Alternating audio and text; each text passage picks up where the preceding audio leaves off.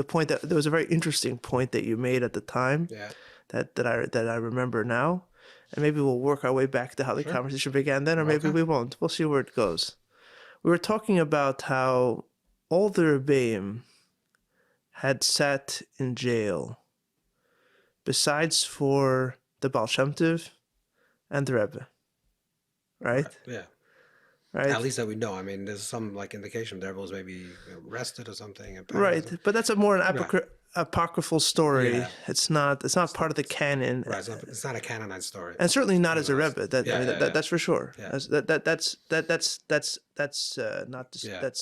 not disputable. I mean, the Rebbe became Rebbe in America, so by definition, almost it was impossible.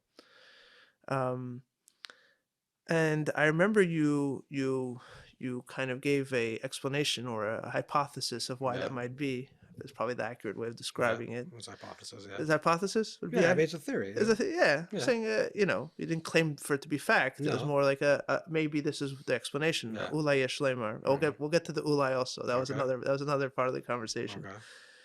But you suggested that it had to do with the Baal Shem Tov and the Rebbe having something similar about their Torah and what their Torah is about.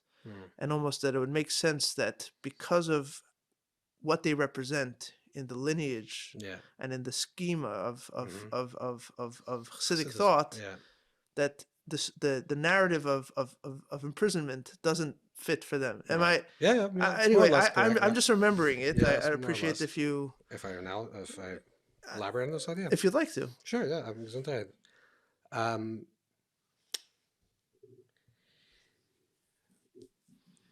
There is, let's say it like this. There's actually two ways of being in this world.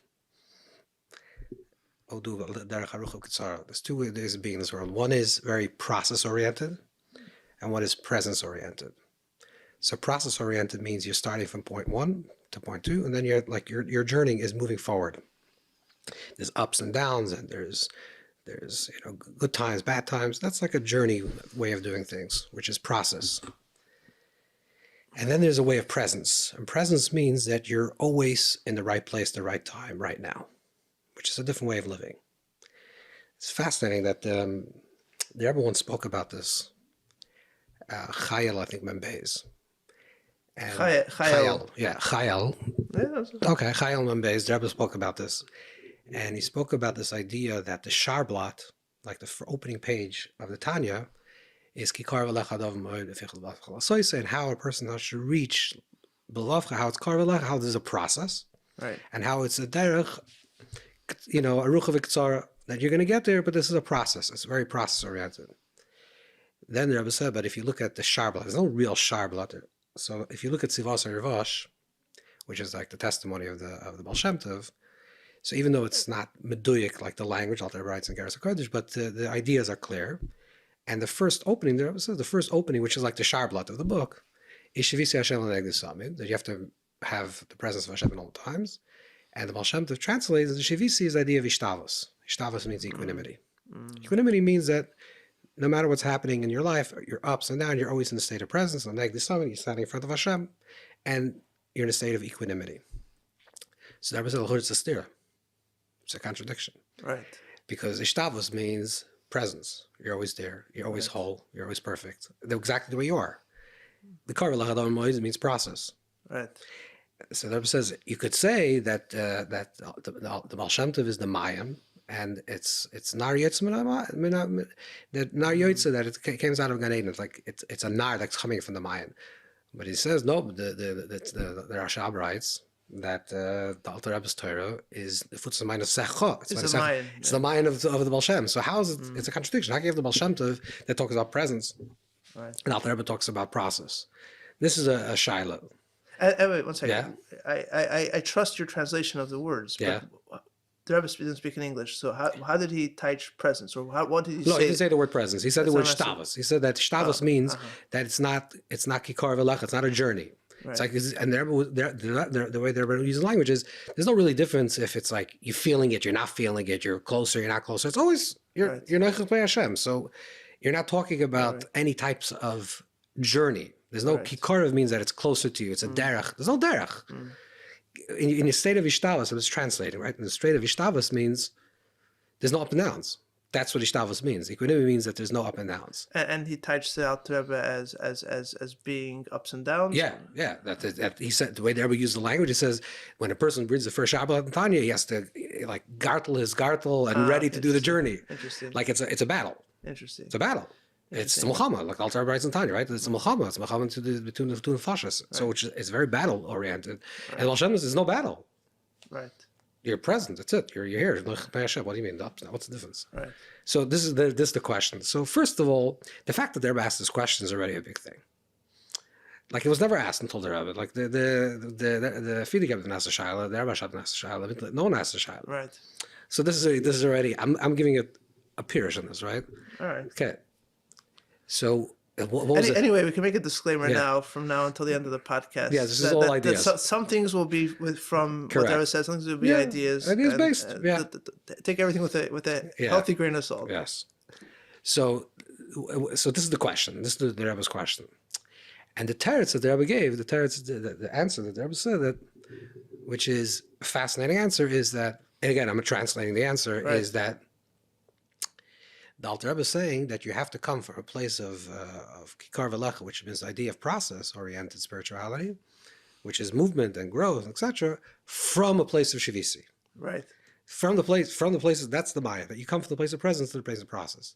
Now, if you pull this out and you say, what is really what's happening here? Wait, one second. Did the Rebbe explain how? No, you didn't say how. But how? But if it's a stira, how do you get from one to the other? Because I'll explain you. Okay, so let me explain. I mean, they used a lot of different oisias, and they talk about the kubitz and the shurik. They used a lot of different oisias to explain this. But we'll try to translate it. And also, the Rebbe says v'chulu v'chulu a lot of times. So v'chulu v'chulu means you're supposed to add the v'chulu v'chulu, right? That's a whole different parsha. That's a very interesting parsha. Because the Rebbe said that. Right? What does v'chulu mean?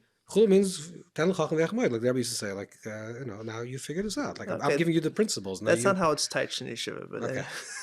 Okay, but v'chulu, two v'chulus is like it sounds. I'm agreeing with you, but I think it's a very interesting. Okay, we'll get back to it. Okay, so anyways, the point is that there's in Chabad, strict Chabad, and the way Chabad is understood is that it's avoida, and avoida means you're starting off with a premise that you're not perfect, you're not whole. There's something, there's two nefashos, there's two people, there's two real serious things, and the nefesh hashem is b'yisol chelak l'kal ma'amash, which means you really start off v'hi adam is a nefesh habamas. Who you are is really a nefesh habamas, and you're slowly starting to move to the grech to get someplace. And it's very, very process. It's avoida. Avoida means it's really hard work. I don't know, Zal Moshe, I don't know if you know Zal Moshe. Zal Moshe once said, someone asked him when he was older, wie de Grechman? Like, how do you get someplace? Zal Moshe was a big Yid. They brought even Zatzal on him. Right. A big, obviously, I don't know if he's a big person. So he said, 20 Jahre ist Kafia. 20 Jahre ist Habcha. 20 Jahre ist Amachvav. Like, it's 60 years already. 20 Jahre, 20, und noch gar nicht. So I I'm not gonna say it was almost didn't get into that place, but that was the tnua. Is like because if I'm always getting to someplace, I'm never there. The definition of a journey is that you're never in the destination. I mean, there's a nice anecdote about Zalmesha that fits that also perfectly. It's also a little bit more colorful and does justice to Zalmesha. I think it was Zalmesha that he on Purim was very, very makbid to hear the Megillah over and over again. And because in general with the Megillah you have to hear every vart to be mechaven, and it's impossible to be mechaven. So what did he do? He would listen to it and then he would say l'chaim and listen to it again until he was pasha shikir and he couldn't listen to it anymore. He had no choice. It's a similar idea. Sometimes the journey is to the bottom of you have to get to the end. Till the end. Till you drop. Till expiration. Till expiration. That's it. That's the journey. That's the definition of a journey. The definition of a journey is that you never get to some place. Right. If it's a journey, that means you never get to someplace. Okay, that's one. That's one way. I mean, that's not that. One second. That's not the normal definition of a journey. No, but if you say life is a journey, right? That means that no matter what level you reach, there's always a level to reach tomorrow. The only way your destination is reached at the end of your life. Because if I'm living today and I say life is a journey, it means I'm continuously journeying. That's not, again, I don't think that's, I understand that, but I don't think that's normal. I think most people set up a destination goal. that they'd like to reach, which is why you have the concept of retirement and you have the concept of Right. achievement. But I'm talking about spiritually. Let's say if you say your life is a journey, that it's a derech. There's also spiritual achievements. Could you, in other words, let's say according to like the strict definition of Tanya, without Perik Yud Aleph. Oh, I'm taking it. You're going ready to Chassidus. I'm talking about that. I'm just trying to bring out. No, right. That's what I'm saying. But if you're talking about a journey, a spiritual journey, and I want to get someplace, right? Then the value is in the journey itself. That is the value. The value is that every day I'm moving closer and closer and closer, because the moment I get to the destination, if there's like a spiritual epiphany, if I have to get to Eretz Yisrael, right? If I get to Eretz Yisrael, then what? That's over. So you don't. That's a whole different can of worms. Yeah, no, I know, but I'm saying, but that's the idea. The idea of like the process inherently means that it's always in a processing. But that's only because Chassidus has set up the destination as Ein Sof. Correct. I got it. If you want to get to a place, I got it. Then you can get to the place and you're there. Right. But if I say that I'm journeying towards the Ein Sof, so then the journey is Ein Sof. Right. But I think it's important to digress a little bit and unpack it, because the journey to Ein Sof, we've gotten so familiar with that kind of thinking. Yeah. But there's a reason why normal people, quote unquote, don't undertake these kind of journeys. Yes, right. Like if every person decided that I want to go away from Avodas Hashem, you go to, let's say, business, right? If every person says my business journey is to become Jeff Bezos, right, then you're going to have a lot of miserable, delusional people out there, because by definition, the majority of people are not as smart as him and are not going to be as lucky as him, right? So there's a reason why most people say I'm going to make a realistic journey, because that gives me increments to judge myself against. Correct. Whereas in Safe, you never get closer. Correct. I think in general in life, like physically, it's healthy to make long-term goals and short-term goals. I think that's the difference. Like I say, a person says, I want to become wealthy. Okay, I want to have $1 million when I'm 25, whatever the number is. Then I have like the big arching goal. Like one day I want to have, I don't know. But it's never 100 billion. I got it. Okay, but there's right. It's never 100 billion, because if that's how you're setting yourself up, you're virtually setting yourself up for failure. Because the amount of people that are going to get there, it's like saying my goal in life is to win the lottery. Right, I got it. Good luck with that. Because it's luck. Right. Good luck with that. I mean, it's like, but this is even worse than luck. Right. Because it's actually not the whole point. It's not shaykh. Correct. Anyways, so then the journey is a journey and the Alter Rebbe writes this in Tanya, right? If you're talking about the spiritually, the Alter Rebbe writes that the Beinoni, the Avodas HaBeinoni is the struggle, right? And it's also matamim, and that's like that's the beauty of like the unsavory foods, right? And that's like part of the struggle. You're going to struggle, and you're a struggler for the rest of your life, and that's it. Just remember that, right? And you're going to struggle. You're not going to do grech, right? That's not the point. But even deeper than that, the way I think, at least, the way Tanya is set up is that the Alter Rebbe doesn't even give the luxury. This goes back to the Ulai that we were talking about. The Alter Rebbe never gives a person the luxury of saying, okay, you know what, I'm a Beinoni. I'm going to set up a quote-unquote realistic goal of being a Beinoni, which isn't that realistic in the first place, but let's say it's attainable according to the Alter Rebbe, right? Midas Kol Adam. And that's going to be my journey. And that would be a life worth living, is to become a Beinoni. But the Alter Rebbe doesn't even give you that luxury of like, this is my journey. He says, maybe you should be a tzaddik. Like maybe really your advice is to be a tzaddik. Even though the chances of that being the truth are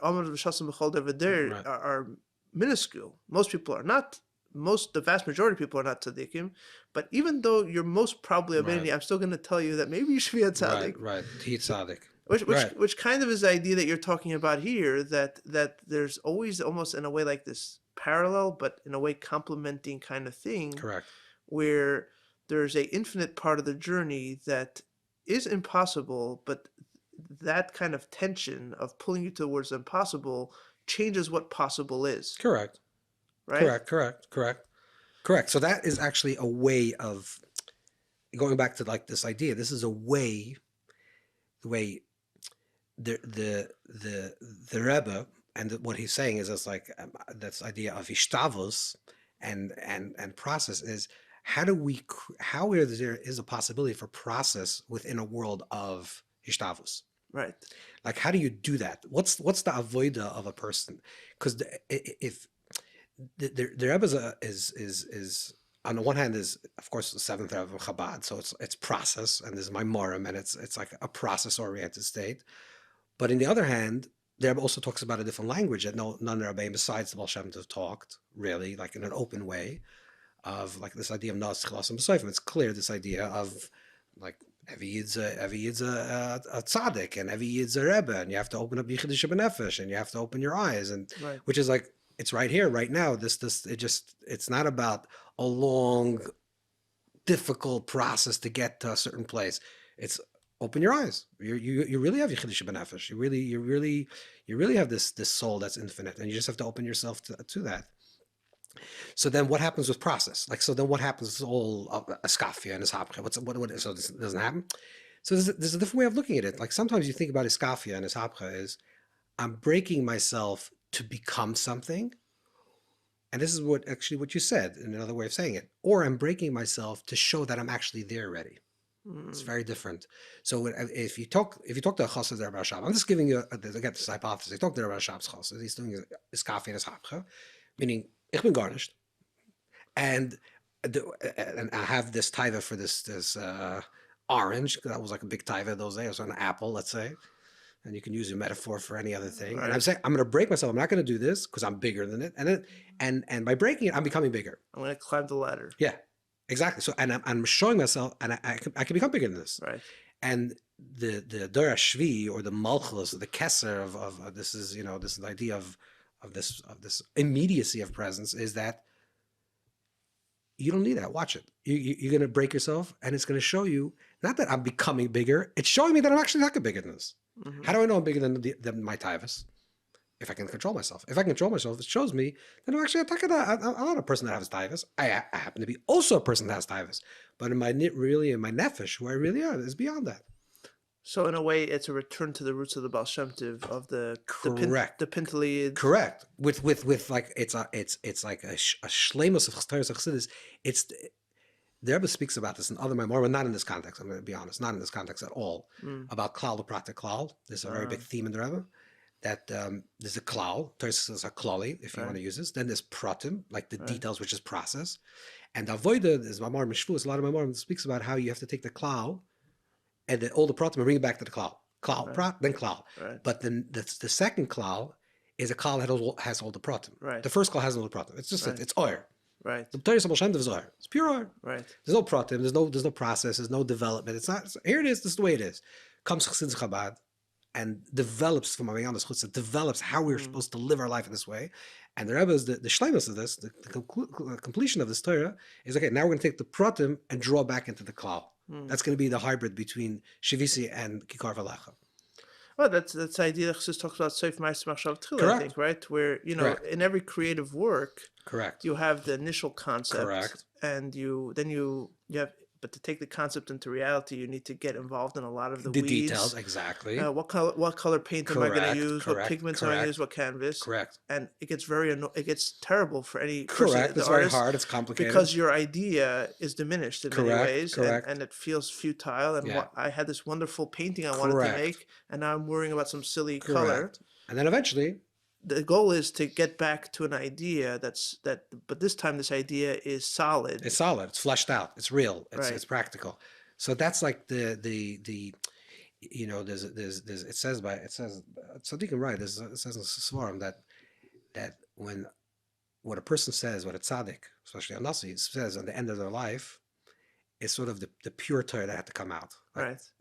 So if you look at like the which is unfortunate, this is like the Nun and Aleph, those sichas are like either hijacked by certain people or rejected by other people because no one knows really what to do with this. So it's like one of these unlearned things by serious people. But I think that that's actually the deepest Torah of the Rebbe. Like that's where it came out. Where it came out, those types of sichas where it's pure oil. You have to go all the way to the beginning to the Yud and get this. You were there then? Yeah, I was there, sure. So you were a bracha then? Yeah, sure. Okay. I was very much present there. What was the feeling then? Because I do want to say that I'm not going to claim that I learned those sichas religiously. Yeah. part of that is because when I was in yeshiva, like you said, I was more with the people that were like made believe like they didn't Right. exist in a way because other people had hijacked them, Correct. whatever. Correct. But a few months ago, for some reason, for a few weeks, I learned Started reading them, them. and I was like, "Whoa, this is really interesting things." And Yeah. it's not all about Yichi. No, it's not, It's not all about who's Mashiach, who's no, Mashiach. no, That's what I'm saying. I was like, wait a second. No, it has nothing to, by the way, it has nothing to do with that. Like, who convinced me this? It's about atzmos. It's about revealing the essence of who you are and being in the state of perfection and redemption and opening your eyes and living a higher place. Right. Never talks about avodas tzaddikim and every person's doing chadash and Torah. This is like it's Yeah. a whole nother thing. It's like, and it's very coherent. It's super coherent. It makes like it's not like no, I shouldn't. I don't care. I know what you mean. But people said, "Oh, it's like I was talking in this language that you don't understand." No, it's all like Himmeldick, and I'm like, no. It actually, most of it makes sense to me. Yeah. No, it's a very different language than other sikhs, I suppose. 100%. But that's me from a distance of 30 years later. So how was it like? Then? So to be honest, we were bachrim. I was 19, 20 years old, so it was still bachrim, which means we were in the thick of things. I can't say we really chapped what was going on, like really what's going on, but there was definitely a sense that this is like the Rebbe sat on my farbrengen, and it was, I don't want to use this word because it's like a very not holy word, like a stream of consciousness. You can see that there was a stream of consciousness. This was not like a prepared, developed idea. This is like, why isn't that holy? I mean, isn't that what we say about Maimer? I agree, but isn't that what we say about Mamar? I know, but if you look at the Mamar, I know, but Shchinim Medaberes can also be a preparation. So there's like a different type of Shchinim Medaberes. So the Shchinim Medaberes, like you say, this is Gesetz Shaila and a real teretz the last few years they didn't speak like that. Very, very rarely. They never just sat, and you can see this is like an avia, like there's like a flow, and it's coming from like a very, very deep place, and it's just like, this is it.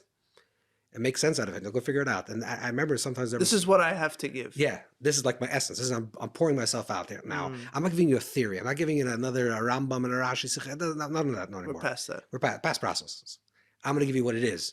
You have to figure it out. And sometimes I remember, because to write it, it was very difficult. I remember like my Chazara. You were involved with the Chesed?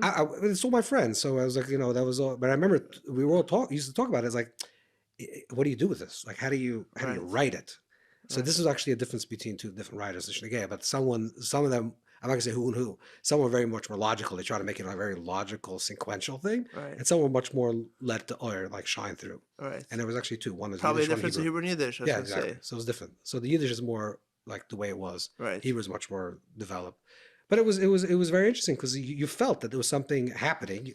Obviously, everyone thought that that Mashiach is about to But there was definitely a sense that there's a tremendous awe that was there. So just to bring things to the circle. So this was the idea that you had suggested last time about the Baal Shem Tov and the Rebbe, because they are more presence than process. Yes. Presence doesn't open itself to the whole narrative of being imprisoned and leaving prison. Correct. Prison is tension. I'm imprisoned and I'm released from prison. And that's movement. It's a whole story. It's going in, it's going out. It's a story. It's a narrative, and that's life. Most people living in the drama of life and the conflict and the breaking out. I mean, look, it's a fascinating hypothesis. A lot of it seems very obvious, but to me, instead of like trying to drill down and ask you to prove it to me, I'm going to accept it here. I'm going to accept it here as fact. That. But I'm going to, because I think in my mind I have more interesting things to ask about it. Okay. Because I think the question is not so much whether or not the hypothesis is correct. It's more if it's correct. Yeah.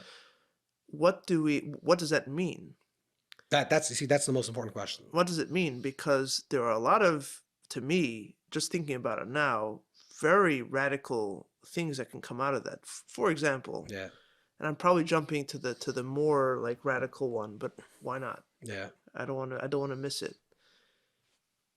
There is a sense in Lubavitch, for obvious reasons, that basically Lubavitch, like the story of Lubavitch, was cut off at Gimel Tammuz, right? Like and to put it in simple words, that it's not b'shleimus. Lubavitch is not, or Chabad is not b'shleimus, because Chabad and Chassidus always has a Rebbe, and the Rebbe passed away, and so we're not b'shleimus. So something's missing. Yeah, by definition. What you're suggesting is that it is b'shleimus, because what started the Baal Shem Tov, the project, if you look at it as a creative project, and of course we're not talking about just, lahavdil from Right. Aruch is like a from project. we're Or talking Gilul about, Lukus, yeah. we're not talking about, I'm not trying to turn it into some Right. kind of art Right. inspiration, but like it was certainly a creative project on a very high level, on a very high spiritual level, that started the Baal Shem Tov, took generations to process and to expound Yeah. upon, and then the Rebbe basically tied it up and Correct. said, "Here it is. Here's the final painting. Now Correct. go figure it out." Correct. Okay, that's b'shleimus. 100% Bishleimus. Okay, so I don't, but let me ask you a question. How could Chassidus not be Bishleimus? Now, it doesn't mean that people are not pained and they don't miss their. That's not a shayla. We have to remember there's two separate things. I will give you a Torah of Baal Shem because it's interesting. The Baal Shem talked about Mashiach as something that's right now, like Yechidish B'Nefesh. You know the famous story with the Chassid that wanted to go to travel to Eretz Yisrael, and he comes. Mach Eretz Yisrael. That's a simple study. But even the Baal Shem said, like, where's the Aron? Aron is a measure. Like the whole idea was like right here. The Rebbe is Mashiach. The Rebbe is the Gilui Yikulis. Is Yechida. You're going to live this right now. On the other, so on one hand, you don't. So if it's right now, so why do you have Gaguim? What do you desire for Mashiach? Right? What are you looking for in the future? There's no future. It's right now. So this is something that's very oimik, that it's actually almost paradoxical, but they come together. That shleimus doesn't have to come at the expense of gagoyim. So when you say it's shleimus, we have to remember it is shleimus because everything is a davar shalom. This is shleimus. It can't be that. Besides that, there also can be tremendous gagoyim. Of course, every person, that's certainly people that saw their Rebbe have tremendous gagoyim to be connected to their Rebbe and see their Rebbe physically. But if you want to talk about chassidus, like as an idea, how could it not be shleimus? It was a Gilu Torah from Mashiach. It came down to this world to affect the world, and it's a full package. It's not even shaykh to say otherwise. So first of all, I'm not arguing with you. I think there's a number of things that I would point out there. Number one is that there is a way that people. Meaning, you asked me, how could it be that Chassidus not b'shleimus? I agree with you conceptually, right? But that's not the way people talk. I understand. That's not the way people talk. Or that's not the way people feel. It's not the way people see things. So, that's, first of all, that's a very to me a very touchy kind of subject where it's like, are you ready to say, or are you really saying that the Rebbe gave all that he had, and he gave his essence, and now we have all that we need, and we don't need another sicha, we don't need another mimer. So that's gagoyim. I'm telling you, these are not. It's not conflict with it. That person has gagoyim. Of course, a person. No, but really, what you're saying is that's gagoyim. Meaning that's a natural feeling, but intellectually and logically, it's not true. That is not true. It's a different truth. It's a different truth. Yeah, it's an emotional truth. There's different truths. It's an emotional truth. Yeah. Let's say not lahavlu. Let's say not lahavlu. Let's say another person. Person lives 120 years. Your parents. Right. And then they pass on. Right. They reach their shleimus. They reach their tafkid. They reach their tikkun. They live the full life. The full life. And he could say thank God, and he could be grateful to their parents. Doesn't mean you don't miss them. Doesn't mean you don't want to talk to them anymore. Doesn't mean that you wish they're still present here. It doesn't mean there's new issues that come up. You wish they can have a real conversation with them. Two separate things. There's two, we sometimes when we conflate different things together, they become a stira. But when we compartmentalize things, they're not a stira. They could be two separate things. I can feel completely b'shalom, a person that has lived a full life and his parent passes away at 120 years old and they lived a full life, they can say thank you and they can bury their parents with a good heart and still feel an ache of pain. So yeah, I understand what you're saying, but I think though that a lot of times when people talk about what they miss, they don't just miss what you're talking about, the emotional aspect, or from an emotional place. There is a talk that things were cut off. Mashiach was supposed to come, and he didn't come, and now there is something missing, by definition. Not just that I feel like I miss.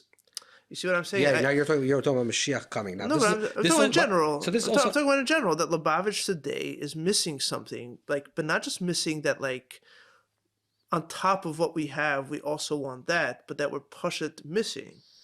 And so before we get to how you could have the two things in tension, I think the first question is like, is it okay, or is it like, how do we think about, when you have yeshivas and you have people growing up and thinking about these things, there is a kind of predominant sense that we are a der yasim, for example.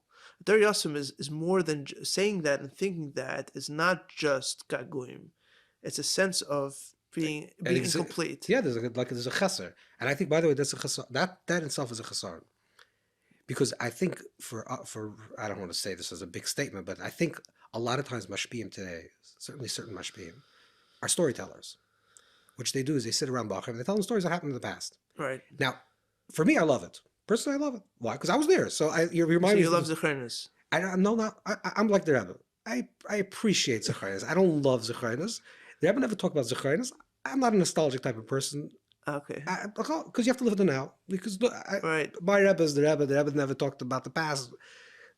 A few little tiny little anecdotes about his past. Because the Rebbe is a person that's living right now. Because that's presence, right? That's so I don't. But sometimes when this person reminds me, oh, you remember this? It's like a nice memory. But I wouldn't sit and spend time in this. Like, that's not my thing. But I feel like sometimes it's a tremendous travesty you're doing. You're having 20-year-old bacher and talking about Chav Zayin and Lam Tes and this, but they weren't there. What about Pidal? Yeah. Exactly. So you're basically telling me this chassidus, and this is oil that came down, and you missed the boat. Exactly. And that's a terrible way to educate people, because what are you doing to them? You're actually telling them, and you're not even telling them that if you do something, you're going to get it. There's no way to get it. It's the past. So what you're creating is a generation that people feel like they're gypped. Yeah. But why should you feel gypped? I'm not saying you shouldn't have the gagoyim. You can watch the videos and everything, gewaldig. But you should give a sense to Bachram today, Lubavitch, that you have chassidus. Right. The chassidus is a wrapped package, and it's the shlemus of oil. And you can be your highest potential, physically, spiritually, mentally, emotionally, all the levels, by just living this life. Right. And you could be happy and joyful and passionate and alive and present with all these things. And stop talking about the beginning. I get it. I also read the hair. I like these things. I have a geschmack in this because a lot of them is actually like, it's nostalgic. Right. But that's not where it's at. That's not the emes. The emes of now is now. Talk about the Rebbe. Every time the Rebbe, this is fascinating. If you look at, this is less mandapolig. If you look at all the Farbrengens, the Rebbe talks about Yud Beis Tammuz, Chai, all these big events. The Rebbe talks about it now. Right. I remember. I just not I wish we were back. No, and he never even talks about the past. It says Yud Beis Tammuz, Chai, was made this Chai. What was made this Chai? This is you're celebrating a thing that happened 100 years ago. No, you're celebrating now Yud Beis Tammuz because of this effect, and this is what it means. Yud Beis Tammuz. Everything is about right now.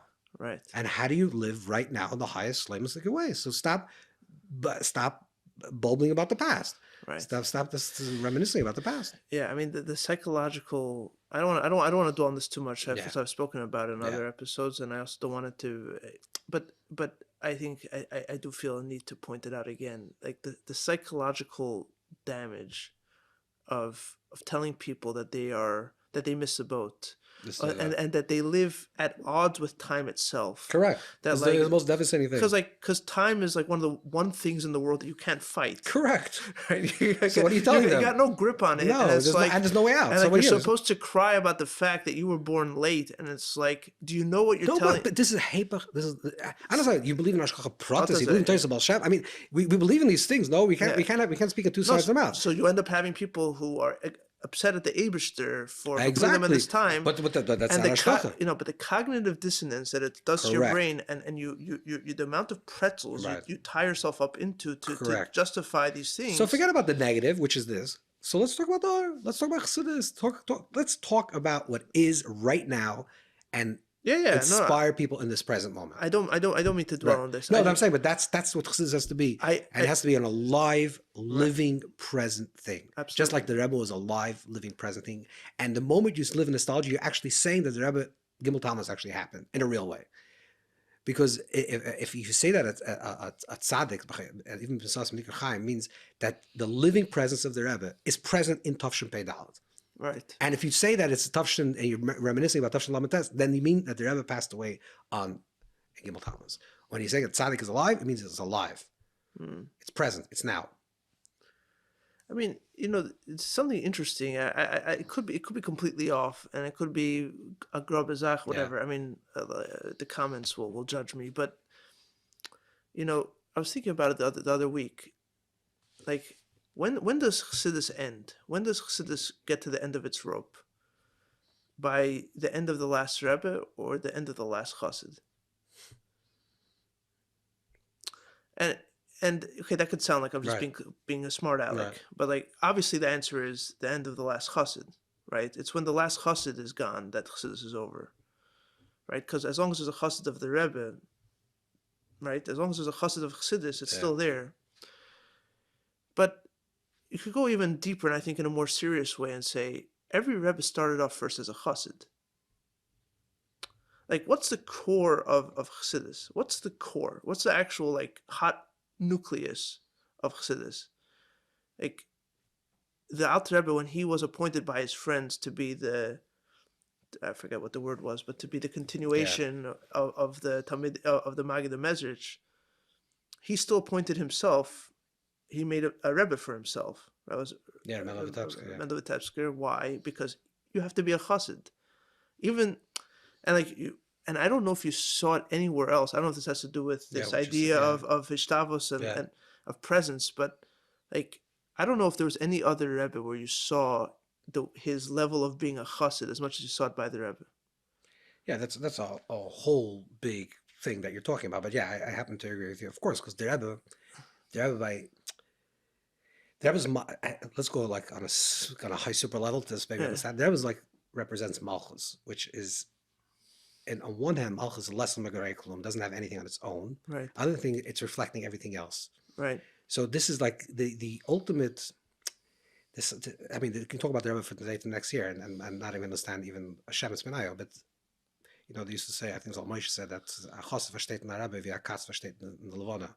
So it's like, and I heard from Rebbe that it's why Dafka a Katz in the Levana because if you look at the Levana, at least you know it's a Levana, but a cat doesn't even know what it's looking at. So okay, so with all that, having said that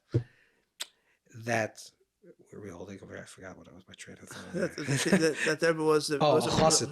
That idea of there's a fascinating article by Zevin in Sfarim Sofer. He wrote this like I think tough to Zion, and he writes about different Sfarim, and then he writes about Likut Sichos. And it's a really fascinating piece because this is a very early 1950s. He writes that the Rebbe in the Sichos always says, "I'm quoting everybody." That's not me. The Rebbe said this. The Rebbe said the Rebbe said that. Right. Everything he says in a new way. Right. He's saying everything old, everything to repeat, but it's in a different way. Which is that there's the Levana. Yeah, exactly. So the point is that the Rebbe is the ultimate Chassid Rebbe, right. And in other words, the ultimate receiver of the previous generations and the reflection of that, and the ultimate mashpia of that. And this is like a very paradoxical, if you wish, type of oir, which holds those two spaces. But the Rebbe also was a tremendous reflection to other people, did the same thing. That the Rebbe, when I just heard this recently, someone told me that there was, I think it was Zushlav Lomovsky and Beis and Dalet by Akafas walked over to the Rebbe and said, the Rebbe's on his Galaver. So the Rebbe told him, Omen Gamata. And he was like, well, Omen Gamata, what does that mean? What's me? So the Rebbe says, you also have, koiches that you're not, in other words, so there's the layers. The story is very layered because one is that the Rebbe is saying is when you tell the Rebbe he's Mashiach, what is he thinking? He's thinking that what the person is saying is like bring out who you truly are, like bring out. And the Rebbe is saying it's true. Okay, I want to do that. Right, I'm accepting what I'm doing, but I'm reflecting it back to you. So you do this as well. Right, like you be your ultimate self. Right. So this is like a type of like an anti-Rebbe, like almost like it's like the way, the classical way we think of a Rebbe and a Chassid. Not, I don't want to say in Chabad, but this is like the general thing is the Rebbe is on the pedestal, and the Chassid is this little guy that's But by the They, Rebbe, they have a word, like the Schwanz Chassid or yeah, something. yeah, there's something like that, right?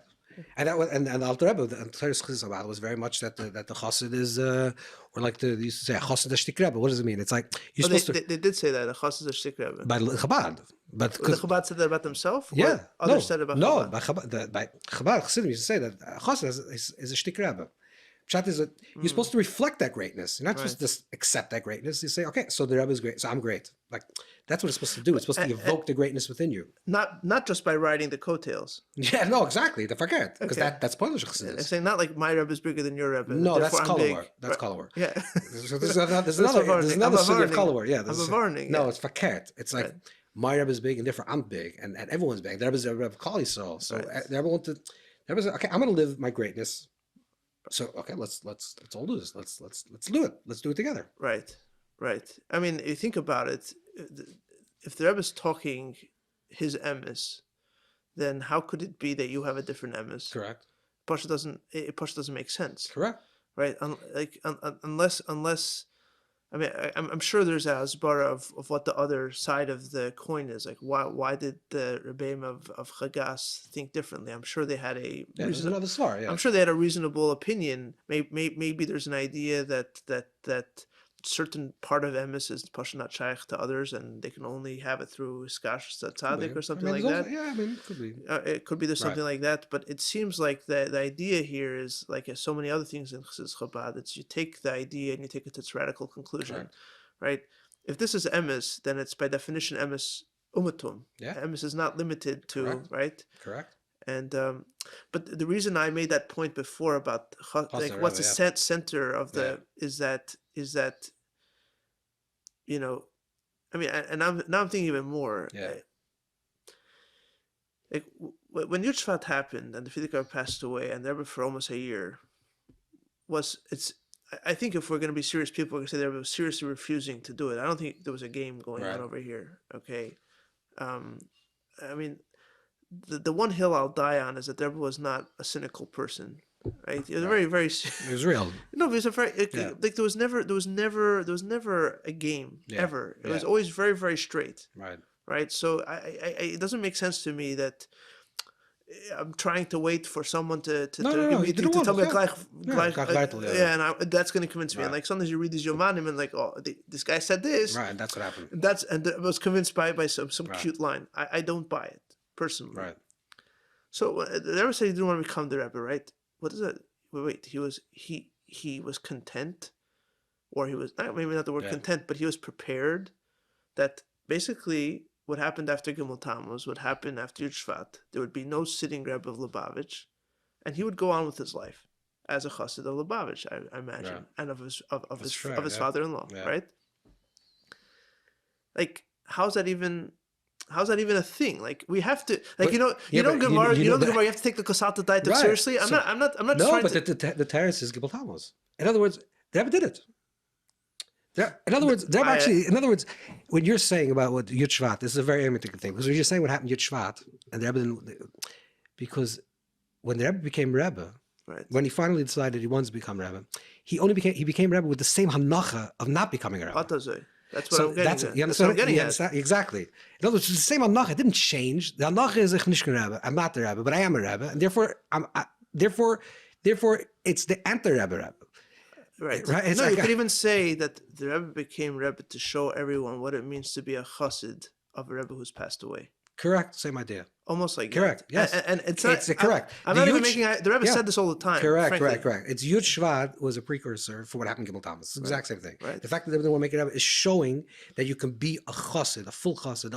For the Rebbe, the Rebbe was alive. It wasn't like a nostalgic story that happened 50 years. The Rebbe talked about 30 years later, 40 years later, as if the Rebbe was in the room. Right. So this is a living thing. You could do it. Right. And it's such a travesty. Okay, I'm speaking to sound negative, but I think it's important to point out because when I was in yeshiva, there was always these people. No, when Rebbe's talking to the Rebbe being alive, he's really being meramis himself. Yeah, right. Cut it out.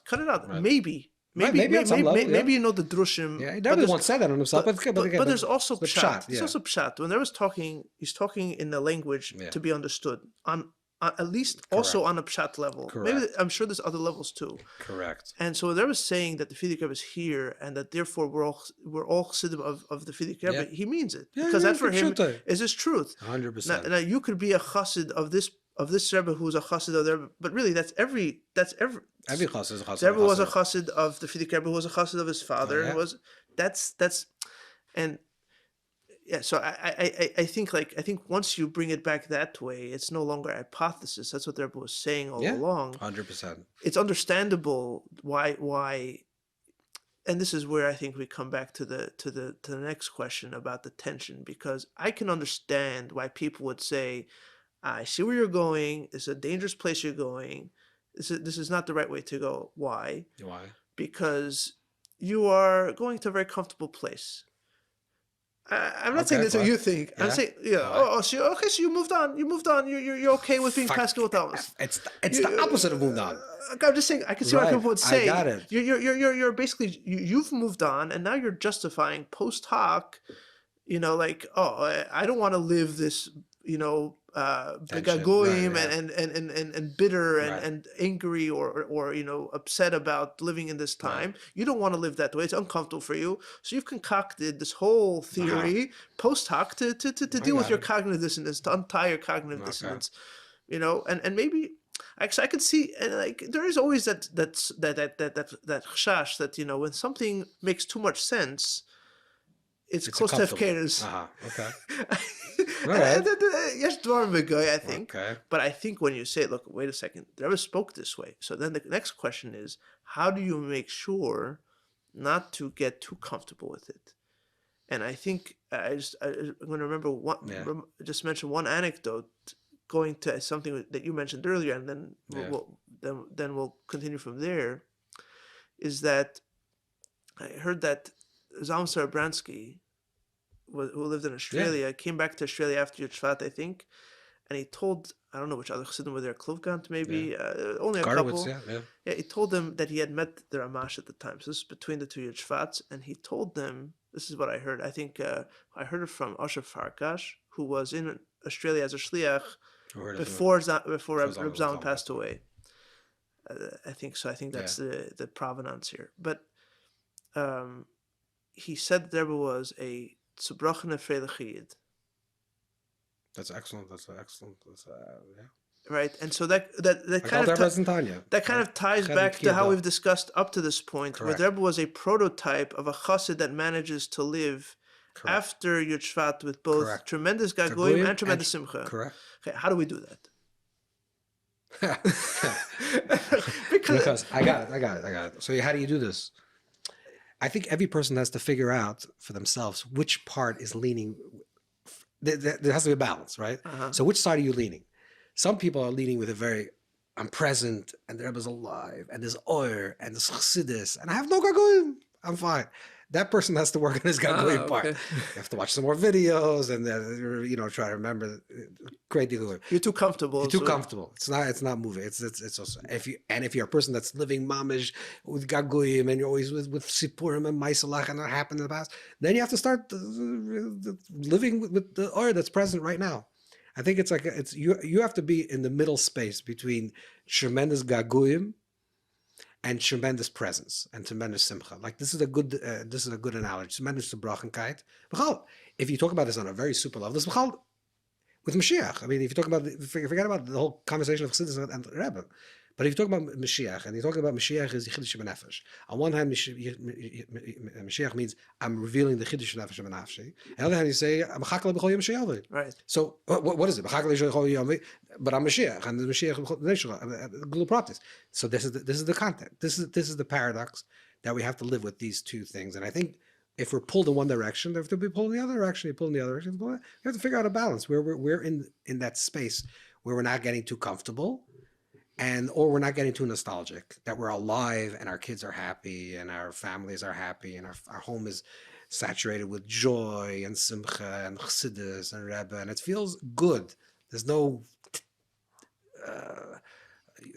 lachats and there's no anxieties. And then we're with that in that way that we can create it in a healthy balance. Sounds great. Yes. It sounds great. I'm trying. I don't want to be devil's advocate here. I mean, sometimes, and this in general is a little bit like, sometimes like, you learn a Maimer of the Rebbe or Sikh of the Rebbe, and like the Hadracha is so simple that it's like, wait, it can't be that simple. Hmm. It can't be that pashut, right? And almost like, there needs to be something a little bit, like you said, the Yeah. process and Yeah. like the gribbelinzach a little bit, and sometimes it's just that simple. The truth is sometimes simple, right? Right? What do they say, that if to tell the truth, you don't need to. You don't need you don't need to have a good memory to tell the truth. You Right. need a good memory to tell the lies, right? Something like that. Yeah. But it's just, I think, I think what and maybe here I'm still manning the other side, Yeah. is that when the goal is happiness, or the goal is like for things to kind of make sense, or like you talked earlier, the presence of, everything just kind of is what it's supposed to be, or maybe the word would be being as opposed to becoming, Yeah. right? And so you're kind of almost at this ultimate state.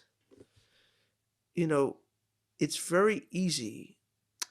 I would just put it simply. Yeah. It's an unprecedented Way of being. way of being in Darkei Chassidus, Mamas. right? And So so that doesn't mean that what you're saying is incorrect. What that means is that I think a lot of times people are like, wait a second, Zalman Moshe, if he saw me acting this way and he didn't know, like he wasn't around to like get the whole picture.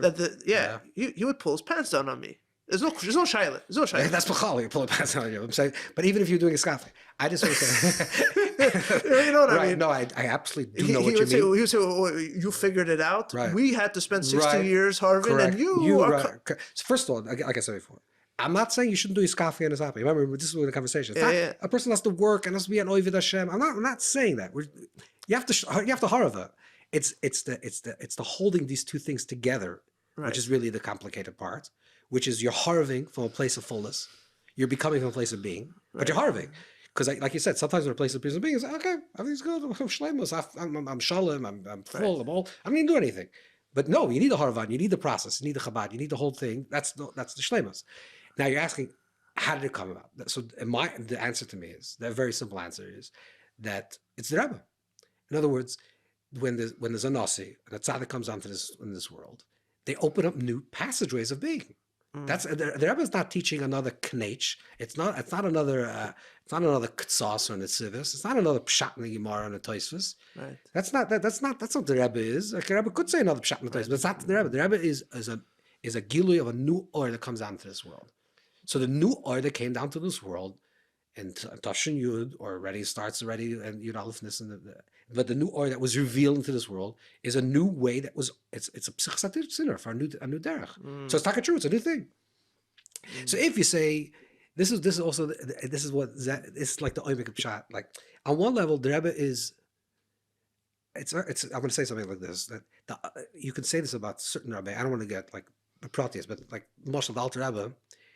The Alter Rebbe is a Talmud of the Maggid, a Talmud of Menel Vitebsker, a Talmud of Baal Shem. But the Alter Rebbe in Inyan he's a standalone. Yeah. The Alter Rebbe doesn't have there's no shaila. He wrote Right. Sfarim that no other Rebbe wrote. Correct. In other words, he's a standalone person, which means Right. it's a new Gilui. The Rebbe, even though he's into Shalas Chabad, Right. of course, and he's continuing to Shalas Chabad, it's not a shaila. And on one hand, but he's also an Inyan Lefnei Atzmai.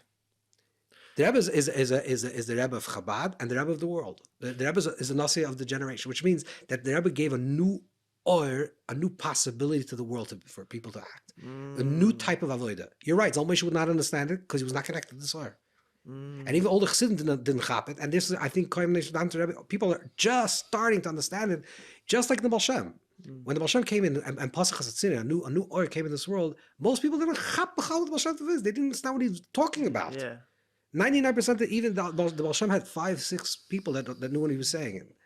And even they took their whole lifetime to figure out what he was saying. Correct. The same thing also there. The Rebbe is there's a new Gilui or that came into this world. Now we're the recipients. That's what we're saying. It's the biggest gift. It's not like you don't think Gagoyim, you have it. This or causes a new type of avoida, a new type of posture. It's a real thing. What you're saying. I'm saying what you're saying is that this is a real thing. It's not another Torah. No, it's not another knetch. No, Like, it's a psichas hatziner. It's a new way. I want to say another word. Sure. In the it used to be talking about older chassidim. If you want to say that a person's like a Dahoib Nayid, you say this person's Ovid Hashem, right? Zal Moshe's cave says Ovid Hashem. It's like this is like a thing to be an Ovid Hashem. And Oivdim, that's what Talmud, that was an Ovid, that was considered the Dahoib Nabacher. The Rebbe changed the word from Ovid to Shliach. And I don't mean dafke shluchim, particular shluchim, but the Rebbe said every Yid is shliach, right? So the word shliach. Now, what's the chiluk in the Eved and shliach? An Eved, a shliach cannot be an Eved. Right. Can't make an Eved a shliach. Right. An Eved is someone doesn't have mitzvahs l'fnei. Yeah. What's the lashon gemara? Yadik yadar rabbi. Yeah. Exactly. There's no mitzvahs of an Eved. Eved doesn't have mitzvahs. Right. He's just a extension. pure extension. Yeah. Exactly. There's no mitzvahs. You're not There's no proxy. A shliach is paradoxical because a shliach on one hand is mitzvah l'fnei. It's mat atem brei bris. Has to be a gestalted person. Has to be a gadol. Has to be a person that's brei bris. And yet shliach hom k'moisei. Right. Which means it's paradoxical. Which means I need you to be fully you. Right. And if you're fully me, you can connect it to fully me. I don't need to be less you. I need to be you more fully you. And this type of way of being, like we said before, like a chassid and a rebbe, this type of way of being is a new gili. It's a new revelation. It's a new psichas hatziner. It's not another knetch. It's not another pshat. It's not another wrinkle in the Torah. It's a new gili that came out of this world, and it's going to take many years. And I think now it's starting to like people to understand a little bit of the conversation. Right. You have to unlearn everything you learned. Right. Just like with the Baal Shem. The Baal Shem had a son. Had a daughter, Odel. The Baal Shem had Baal Shem's daughter was called Odel. Okay. Odel. And the Baal Shem's daughter needed a shidduch. So the Baal Shem went to the Beis Medrash and he said, "Who's the best bacher?" They told him this guy, the Deichel. They called him the Deichel. He was like the German boy. And they came over to this bacher and told him, "Bacher, no, what are you learning?" He says, "Meh." He says, pshat in the Gemara? Ich kenn nicht. He said, "What did the Rosh Hashanah?" I said, "You're my son-in-law." Why? Because the person says, "I don't know." Blank slate. He's ready to receive. A guy's coming with it. We have all these preconditions. We know exactly what everything means, and now we're trying to understand what the Rebbe said. It's not going to work. Rav Zera. It's exactly. You need to forget everything you know. That's why sometimes it's good for the new generation. New generation doesn't come from all this thing. Psychodrama. Yes, I have all this other stuff. I don't want to get into that. They're gonna be able to read these things. What do you guys don't know what you're talking about? You're talking. You're trying to filter information from through an old paradigm, and you're trying to stick it in. It's like trying to stick a floppy disk into a computer today. It doesn't work. Yeah, it's a new disk. It's a new oil, new revelation, new Torah. Torah Chadashim. It's a new Torah. It's a new revelation in Torah. Yeah, it's very, very, very interesting what you said about the shliach and the chassid. Before I respond to that, there's another thing I wanted just to respond to, because this thing that you're talking about pasuk chatzir in a very real way, it's reminding me of something that I think is in quite a few mamarim of the Rebbe, the story with the Beis Yosef, where he was harving on a shayla, couldn't find an answer, and then it came to him because someone else had figured it out. And he was all upset. No. Someone else figured out the answer before him, and he was all depressed that someone else would figure out this question that he was working on, and he was told by the Ari that no, the reason that person understood it is because you worked on it. Correct. And if you think about it, that's not a vart. That's a story that happened. Exactly. It's not a vart. This is emes. This is the way it works. No, but it's fact. Like, it's a reality. It's a story that happened. Yes. Like, the understanding is that we live in a world of it's a dynamic space, right? And so things that are available to you today were lav dafka available to you yesterday. Correct. Even in the world of emes, even what is true, there's still things. There's higher levels of gilul nikus. Right. So it's not a vart. It's a real thing that. And I think another thing to point out also is that, look, I think the Rebbe was the only Rebbe, besides the Baal Shem Tov, I made the Maggid also, and the Alter Rebbe. So after the Alter Rebbe, the first of the only other Chabad Rebbe to not be a direct descendant of the previous Rebbe or two Rebbeim above him, right? That the Mafreya, you could say that everything was always clear. The Rebbe Shaban sent the letters to Rebbe Levi, clear that it was going to happen. First of all, I don't understand these things. I don't claim to understand these things. But the fact is that there was a hefsek after Yud Shvat. There was a hefsek, Right. and there was a shaila of what's going to Continue, be, yeah. because what had happened until then, where there was always a Yeah. heir Shoshalas, apparent, yeah. was not there.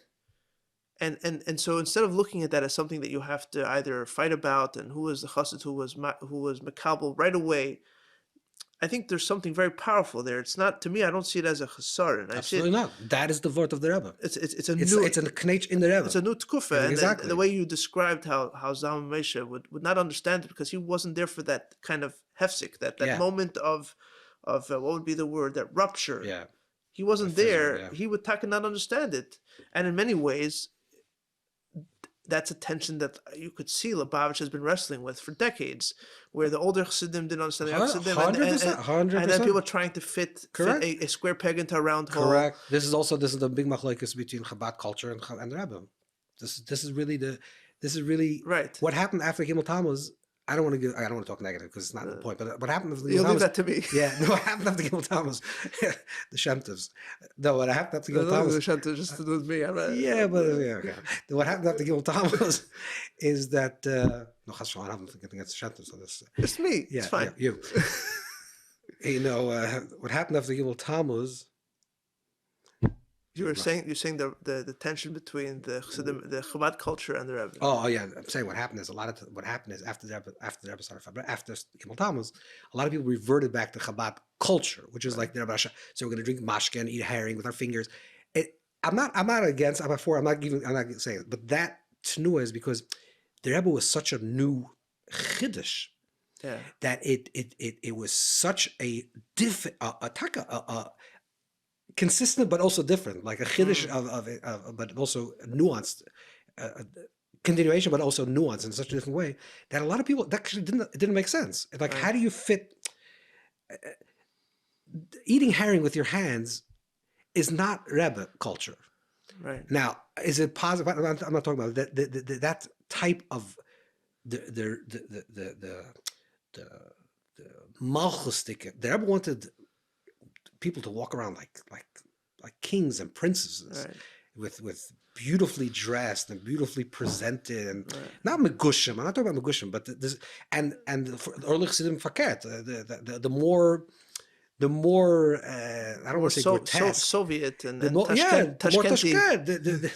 You know, more mud on your shoes are better. Chaim Shaul Brook, the original Chaim Shaul Brook, when Fischl Sneerson used to come to Fabring, he always came. Fischl Sneerson, I mean, you know this, the guy who wrote Chaim Gravitz or whatever. Like he was a professor. He was lots of Tetz, and he used to come to Skissel because he was a chassid. He used to come to Fabring, and Chaim Shaul used to Fabring. Chaim Shaul was really irked by this guy because he wore cufflinks and he was like bow ties and everything. So Chaim Shaul used to, at some point, get sick, and then he used to sit next to him and throw up in his arbel, until it got full. And the guy was like, "I forget, I'm out of here."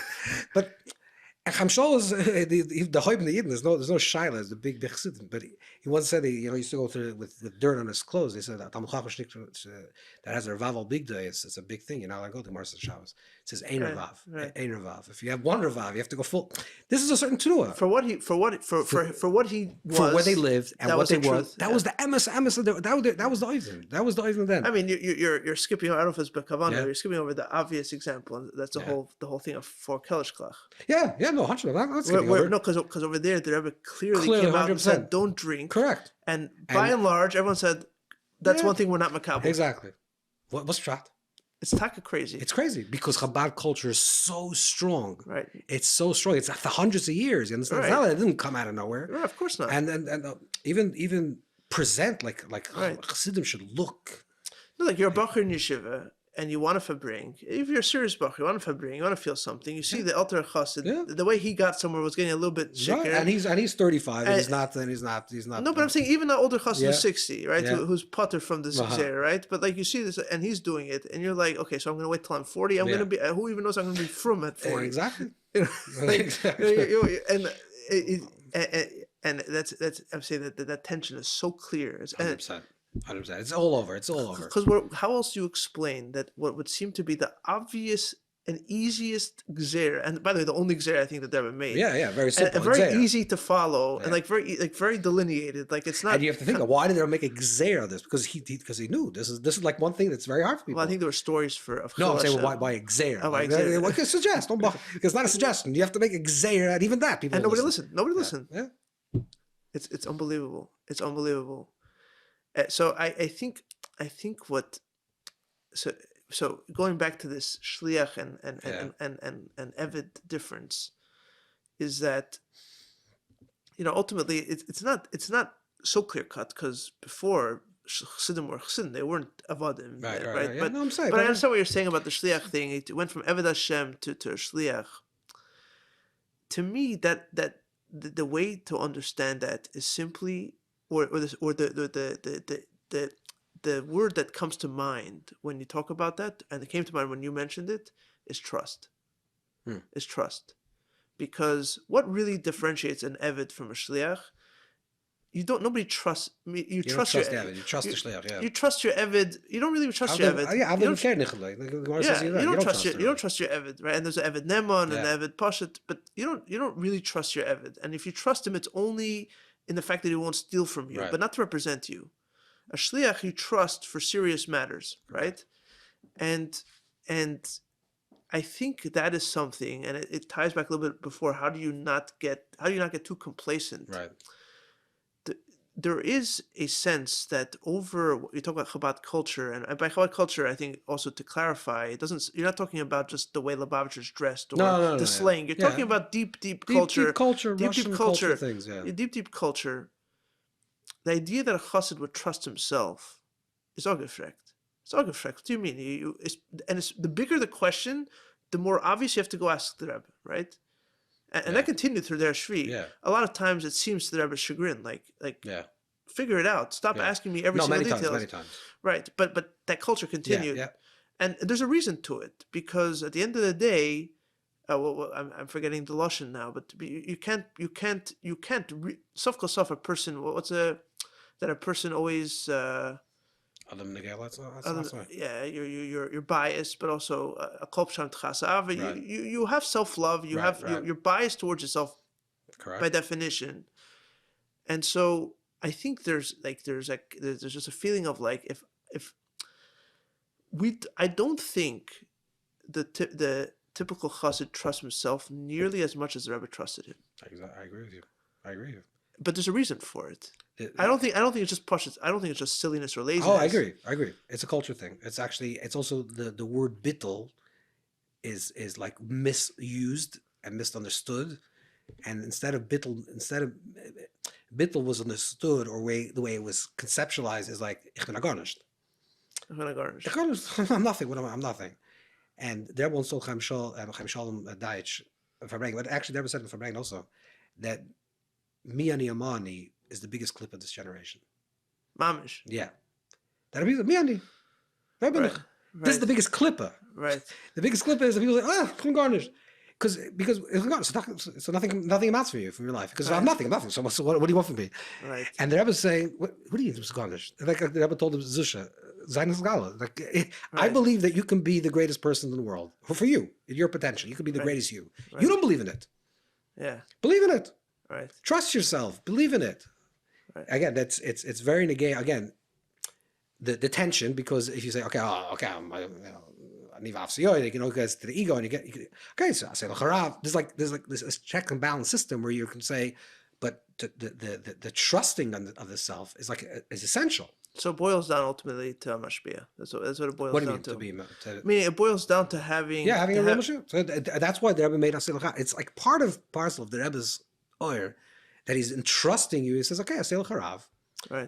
So if you really have an issue, so have someone you can able to schmooze through and talk over and so on. That brings you back to the Alter Rebbe right away, the Akdam of Tanya also. Correct. Yeah, exactly. They felt that Chassidim could be trusted with each other. Correct. As much as they can trust themselves, as much as they can trust with them. So it's an empowering thing. Right. I mean, if I'm going to be honest, I felt, when I was a bacher, for sure I had a mashpia. Yeah. But so often the mashpia was just like someone who told you what the Rebbe would said or would say and Mm. whatever. And with time, it began to feel like, okay, this is, Right. I could go through the motions Right. of calling a mashpia. Right. I could, if it's a skula, Right. I could I do got it. it. If it's a school, you can do it. But I don't really care so much for the school of Right. it, so I don't do it. Right.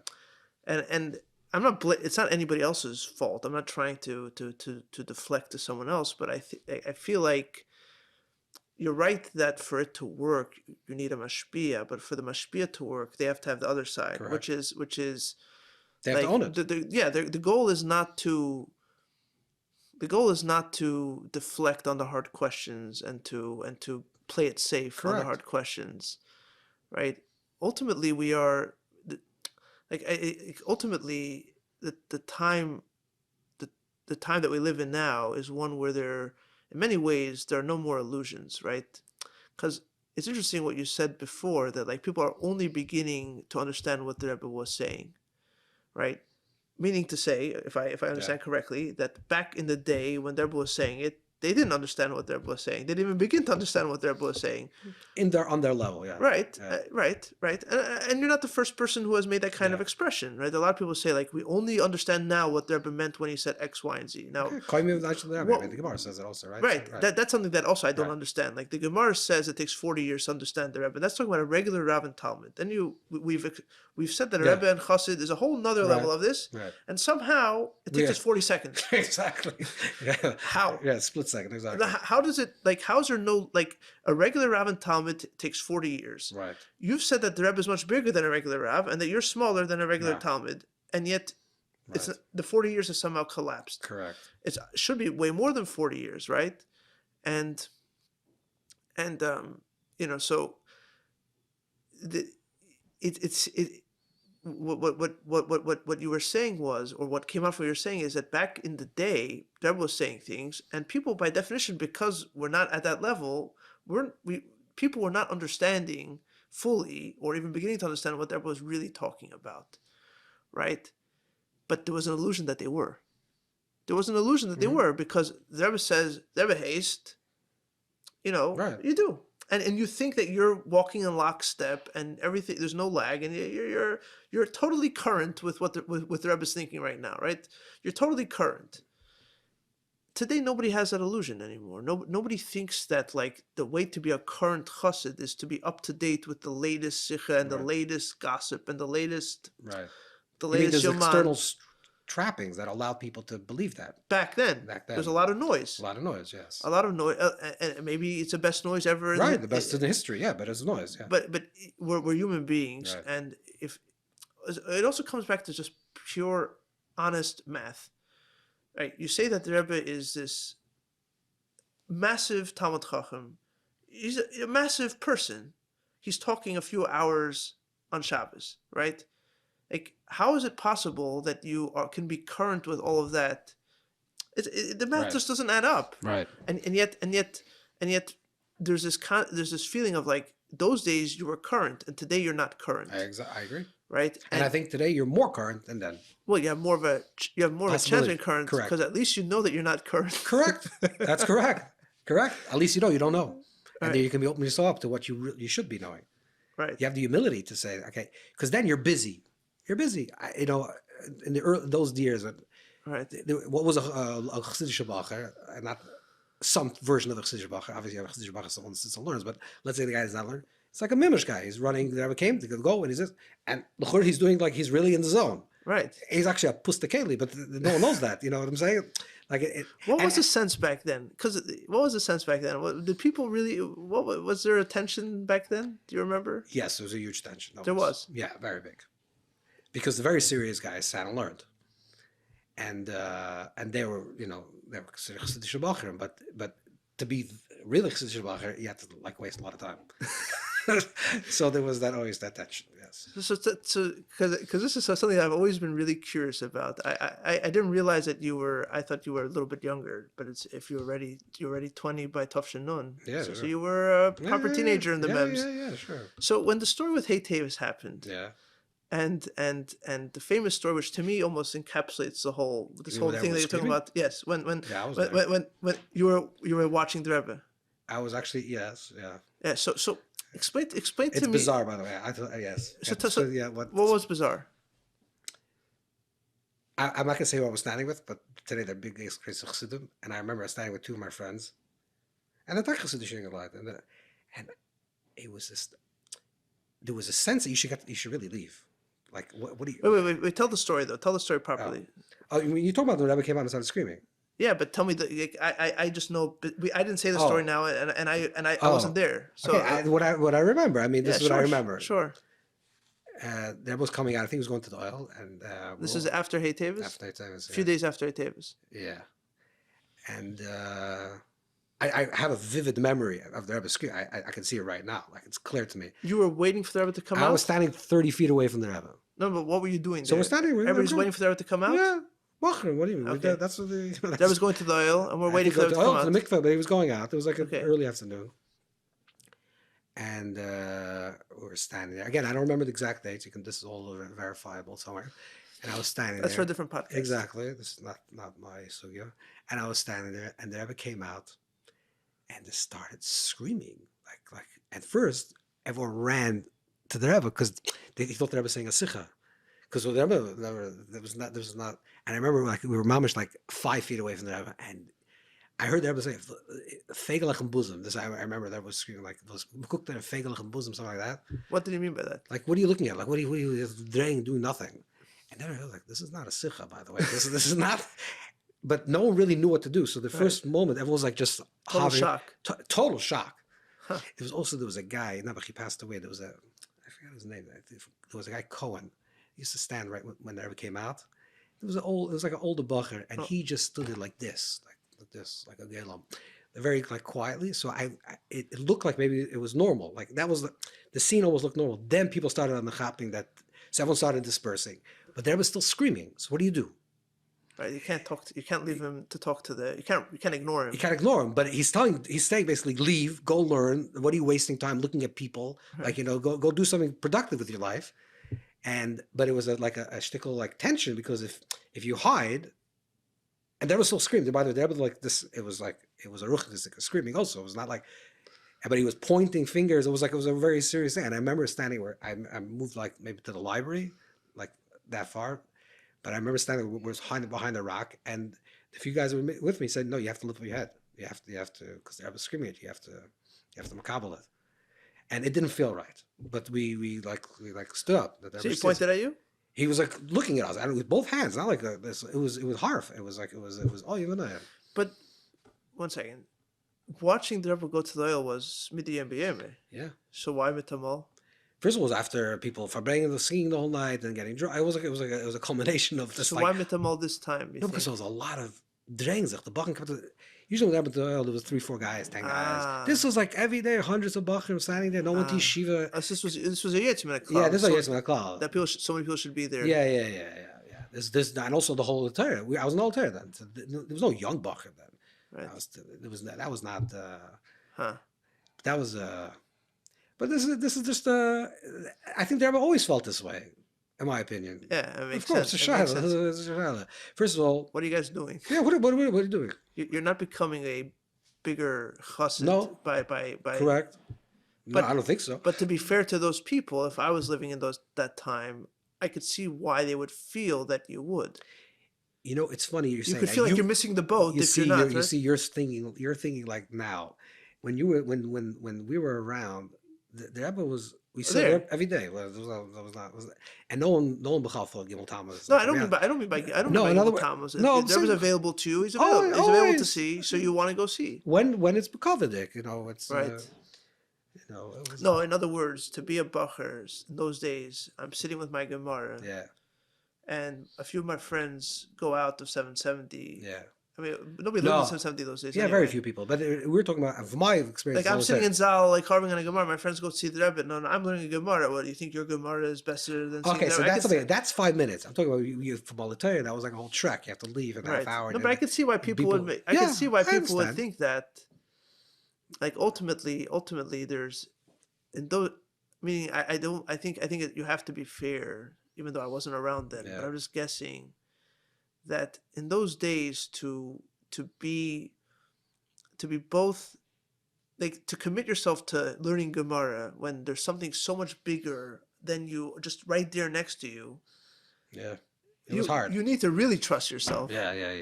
I remember Salfim used to say that Dir B'Tachtonim is in the Shtik Gemara.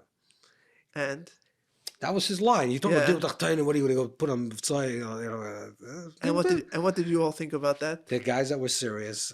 I just want to tell you, like in retrospect, the guys that learned, it's Nicker.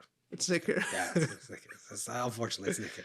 I remember there was a guy. I'm not going to say his name, but he's today a very very wealthy kid, a very wealthy guy. And I remember he was a smart kid. I remember he used to tell me, "Why are you learning? What you can learn nothing about that. What are you going to learn? Even Chassidus, what are you learning? Right. Go do Mivtzoyim, go do everything." I'm saying, and I told him, "Listen, if you're not going to learn, you're not going to. It's nothing. Your whole Yiddish, the whole Chassidus, it's nothing." That's what you said then. I told him then, and I hope he doesn't know who this is because I may give it a demos. And a few years later, like he was out of the system. Out of the system. Out of the system. Like he just left the whole system. I'm not saying he was not so from, but he was not so from for many years. He left everything, and he was a ganze Chassidish Bacher. And now I met him recently. Now he's ready. He's returned. I don't know. He doesn't have a full beard, but he's like already. And now he says, "How come I didn't learn?" Right. Yeah. Like, why didn't I learn? How come no one told me to learn? And I'm like, I actually had this conversation with you 30 years ago. Yeah, but it's not fair for him. Like, it's not fair to place responsibility on you. No, I know. You another bacher. Yeah, no. He's not saying this. No, he's saying the reason he didn't learn is because the culture was I agree. not. It was a certain type of culture. Yeah. The culture was not. Yeah. Yeah, that's a very interesting way of looking at it. I mean, because also in the past they used to say that people in Lubavitch were Pashto because the driest sand is the driest part of the world is the beach, right? Because the water sucks up all the chluchas out of the sand. Wow. And then Mitamol, the spitz was to be Dafka dry. Well, that's not how anybody saw themselves. They saw themselves as full of lachluchas, verkehrt. But by definition, almost when you are too caught up in the Rebbe's kind of path and journey, your journey ends up being less. And I think it would be interesting, maybe with someone else, a different conversation, to really unpack what happened in the memes and the whole where did this whole spitz come from? I think it makes. I don't think it's so ridiculous when you think about it. But I mean, I think at least I could say that if I was there, it probably would be the same way. Listen, doing that is better than going to to bars. Yeah, that bar is so low. I mean, no, it's not true because a lot of these guys that held them on to Yiddishkeit. They had a lot of passion and a lot of energy. There were a lot of serious guys who felt that they could have been big. Right, they could have maybe, but. I think it goes back to what we were talking about earlier, that you have to trust yourself is in a way something that the Rebbe expected from Chassidim to trust themselves and to be something that only they could be, and it's not as simple as that sounds. It in a way is that even a bigger onus on the person. 100%. Bigger responsibility, 100%. Greatness, most people would rather live mediocrity. Right. It's easier. To live a mediocre life. If I tell you, you are the most important person in the world. Oh my! What do you mean? I can't do anything. Like I have to, like the whole world, like the kolam shakel. Right. These are big words, but they're actually really right. But that's this, and wanted us to live this way. Right. That's what the Gemara says. That an Eved actually doesn't want freedom. Exactly. You'd rather be an Eved because life is easier when 100%. you're told what to do and everything comes your way. Correct. It's easier to be mediocre. It's very hard to be great. We talk about the Asel Harav. There's a Chassidish Taish. Asel Harav means Istalak Manasafik. Asel Harav, Istalak Manasafik. Right. So the Chassidish Pshat is Asel Harav, make yourself great, and then you won't have any sneakers. Asel Harav. Asel Harav. Become big. You could be big. Right. And if you be big, you're gonna live without doubts, without uncertainties, there'll be clarity. Right. Chassidus wants this. Chassidus wants you should be big people, reiche people. Right. Right. Ultimately, ultimately it's a matter of trust, because when you trust the system, or you Yeah. trust someone else, the future is bright. Right. The future is I bright. trust is a very good. You know, they once asked someone. I think it was a kid. I forgot what. Maybe a Baumgarten once asked Avtzon. He brought a. You know the story. No. He brought he brought the bakery of food, whatever. Somebody brought some of the food to the Rebbe, and Rebbe wanted to give him like a coin, like $1 or something. He says no, he doesn't want it. But so she said, "What do you want?" He says, "I want to ask if you can ask the Rebbe one thing." He says, "Ask the Rebbe what is his favorite tefillah." Tefillah. Yeah. Well, what's his favorite? What's the main part of davening? So Rebbe says, "It's a good child. I don't know. I'm gonna ask him." Right. So the next day he came back, and the Rebbe told the Rebbe told the boy that the Rebbe's favorite piece of davening is Moedani. Wow. And by then the couldn't see on Chassidus is based on Moedani. Right. So Moedani, what is Moedani? Shchazatim nishmasi. Rabbu b'nosacha means great is your faith in me. Right. The first thing that you wake up in the morning, I say thank you Hashem for believing in me. Because if you don't believe in yourself, if you don't believe it, Hashem believes in you. But if you don't believe in yourself, you're not going to amount to anything. So you have to have trust. You have to have Rabbu b'nosacha. You have to believe. If the Eibusher believes in you, you have to believe in yourself. Well, it's not even that you believe in yourself. You believe that the Eibusher believes in you. Correct. Therefore, you believe in yourself. Right. I say, I have koiches. Right. I don't have koiches because Eibusher believes in me. The Eibusher gave me a neshama, gives me a chazat b'nishmasi, gave me my neshama, believes in me, created me, gives me all these talents. So, Rabbu Monasacha, great is your faith in me. Therefore, I have Rabbu Monasacha. I have faith in you. I have faith in you, and your faith that you have faith in me. Right.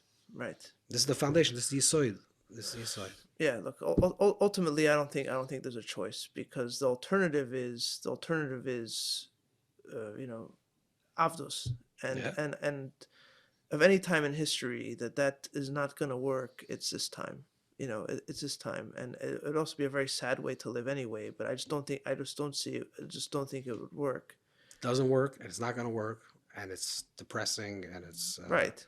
It doesn't work. No, but it's not working. In a time of history where people have, at least from Yidden, have unprecedented choices available to them. Correct. Unprecedented. They don't have to be a from Yid. If they want to be from Yid, there are other ways of Avodas Hashem. There are all kinds of things in front of them. Correct. And what I'm going to pitch to you is, let's be sad, or let's be depressed, or let's get our pants muddy like they did in Lubavitch.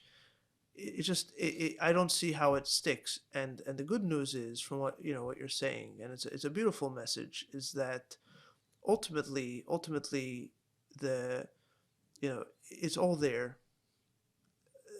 There's a davar shalom here. There's a beautiful thing here. Correct. It's not a haktazach. Not a haktazach. It's not a haktazach. It's not a b'diavad. No, it's not b'diavad. It's chatchila. Everything's the chatchila. Hashem has a plan. There's ashkacha pratis. Right. There was the oil that came down to this world, chop the oil, and reach the highest madrega. Be your best self, your best possible self. Right. And you'll live a good life. Right. A holy life, and a good life, and a committed life, and a chassidish life, and a kushnik life. All these things. Right. But in a place of expansion and openness and elation. Right. And hope. And hope. Exactly. And kivui and kisufim. All of that. And hope. Yeah. All right. This has been wonderful. Thank you very much. I appreciate it. The music for this podcast comes from the album Repentance Doors by Oren Sor Nadav Vachar and is used with their permission.